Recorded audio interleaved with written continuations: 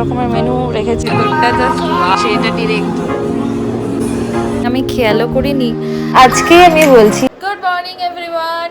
তো আজকে এখান থেকে ব্লগটা শুরু করছি। আমরা আজকে যাচ্ছি একটা ছোট্ট ট্রিপে, যেটা আমাদের দুজনেরই। আর এই যে রেডি হয়ে নিয়েছি, এখন বেরিয়ে পড়বো। এখন ঘড়িতে বাজছে 9:30। তো দেখা যাক কোথায় যাই, যেতে যেতে জানাচ্ছি। চলো বেরিয়ে পড়ি। বহরমপুর থেকে বেরিয়েছিলাম সকাল 10টার সময়। তো এখন বাজছে 11:40 আর আমরা এসে পৌঁছালাম কৃষ্ণনগর। তো ভাবছি এখানেই আমরা কিছু খাওয়া দাওয়া করে নেবো। আর মাদার্স হাট তো এখানে খুব ফেমাস, আর কোনোদিন এর আগে আসিও নি, আসবো করে।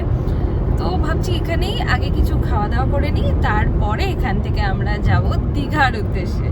তো হ্যাঁ, হঠাৎ করেই প্ল্যান হয় কাল রাতে যে 15ই আগস্ট তো ছুটিই থাকে সবারই, আর পরের দিন সানডে পড়েছে। তো পরপর দুটো ছুটি যেহেতু পেয়েছি, তো একদমই ওয়েস্ট করবো না। চলো দুজন মিলেই নিজেদের মতো করে কিছুটা সময় কাটাই, তো দীঘা যাই। তো সেই মতো বেরিয়ে পড়েছি এখন কৃষ্ণনগর। তারপরে দীঘা কখন পৌঁছাবো দেখা যাক।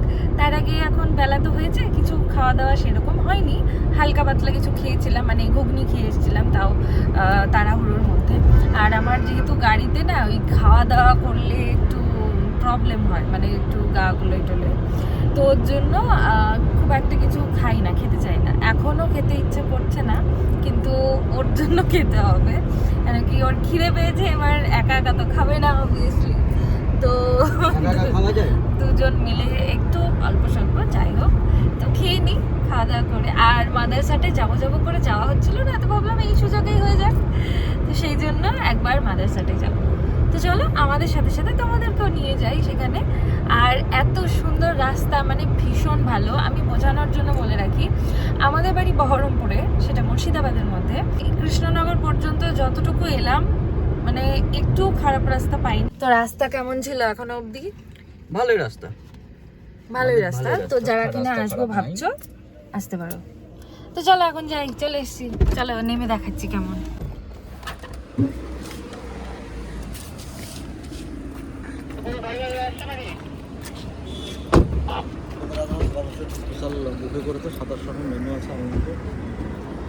ও বাহ, 27 রকমের মেনু রেখেছে আজকে। 15ই আগস্ট বলে বোধহয় শর্ট মেনু। ঠিক আছে, মেন রোড থেকে এদিকে পেট্রোল পাম্প, আর এইদিকে হচ্ছে মাদার্স হাট। চলো চলো। ওয়াও, ভেতরটা জাস্ট ওয়াও, পুরো মনে হচ্ছে সেই রাজমহলে ঢুকেছি, এরকম একটা ব্যাপার। খুব সুন্দর। ও, দুজনের জন্য এরকম ছোট ছোট ওগুলো, এখানে তো খাবারই আসবে না রে। এটা কি বলতো, রান্নাঘর থেকে আসে, এটা ডিরেক্ট।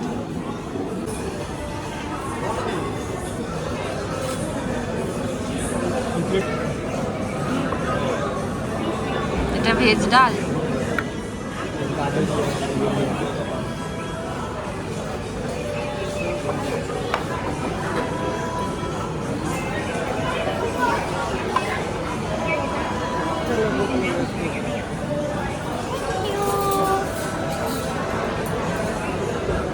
খাওয়া দাওয়া হয়ে গেছে আমাদের, এবার নিয়ে নিয়েছি একটা লেমন সোডা।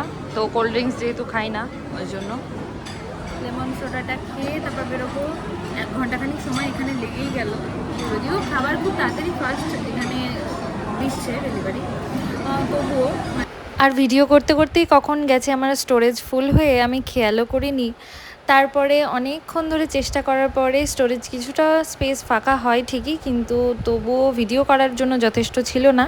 তার জন্য এই ভিডিওগুলো ওর ফোন থেকে করা আর নেওয়া ভিডিও একটু যেহেতু লো কোয়ালিটির হয়ে যায়, সেই জন্য ভিডিওটা একটু হয়তো কেটে যেতে পারে। তো আশা করছি তোমরা সেটাও ম্যানেজ করে নেবে। আর হ্যাঁ, যারা আমার পরিবারের সাথে যুক্ত, মানে এই ছোট্ট একটা আমার চ্যানেল, আমি যেটা কোনোদিন আশাই করিনি যে মানুষে দেখবে, এখানে যে 300 বা 350 মানুষ রয়েছে, তাদের কাছে যে কি অসংখ্য ধন্যবাদ জানানো, মানে আমার ইচ্ছে করে, কিন্তু কখনো সেটা সুযোগ হয়নি জানানোর। তা আজকে আমি বলছি ভিডিওর মাধ্যমে যে আমার মতো মানুষকে যে কেউ দেখবে, কেউ পাত্তা দেবে, এটা আমি ভাবিইনি। আর আমি জাস্ট আমার ভালো লাগে সেইখান থেকেই ভিডিও করি। আর আমরা যেহেতু প্রচুর ঘুরতে যাই এদিক ওদিক, সেই জন্যেই ভিডিও করি। আরও তোমরা যারা যে ধর্মেরই হও না কেন, যাকেই মানো, যে ভগবান কি গড কি আল্লাহ কি যাকেই মানো না কেন, তারা যেন তোমাদেরকে সব দিক থেকে রক্ষা করে, তোমাদের মনস্কামনা পূর্ণ করে। শুধু সেই কটা মানুষ যারা আমার সাবস্ক্রাইবার, শুধু তারাই না, যারা তার বাইরেও রয়েছে, তাদের সবারই মনস্কামনা যেন পূর্ণ হয়, এটাই চাই।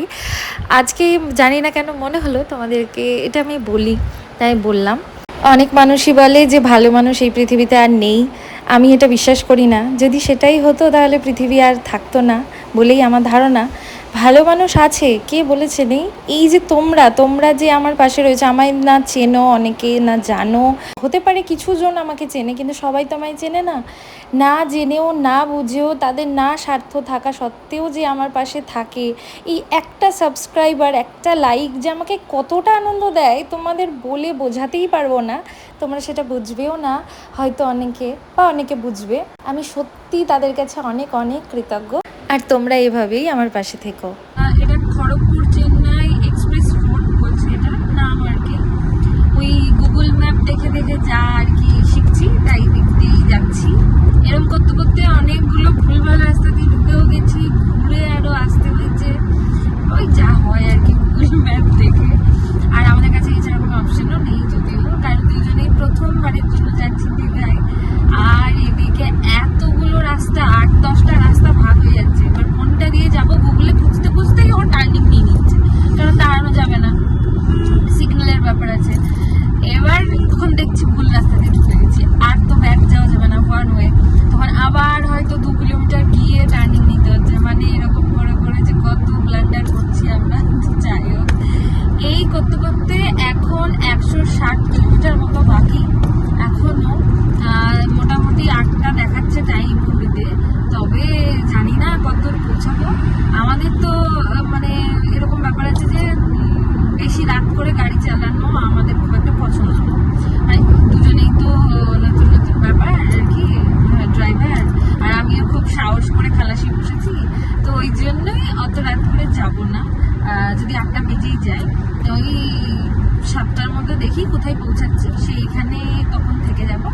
তারপর নাহলে সকালে বেরিয়ে আবার যেতে পারি। আর না হলে যদি ফাঁকা রাস্তা পাই, পৌঁছে যেতে পারি, তাহলে পৌঁছেই যাবো একদম। দেখা যাক কি হয়। এই গুগলের চক্করে গিয়ে আমার ফোনটা তো গেছে সুইচ অফ হয়ে, এখন অগত্যা ওর ফোন দিয়ে আমাকে ভিডিওটা একটু করতে হচ্ছে। তো যাই হোক, যাদের মানে ভিডিওটা করার উদ্দেশ্য হচ্ছে এটাই যে আমাদের মতো যারা নতুন প্রথমবারের জন্য যাচ্ছে, অবশ্যই তারা তো গুগল দেখবেই। এবং কে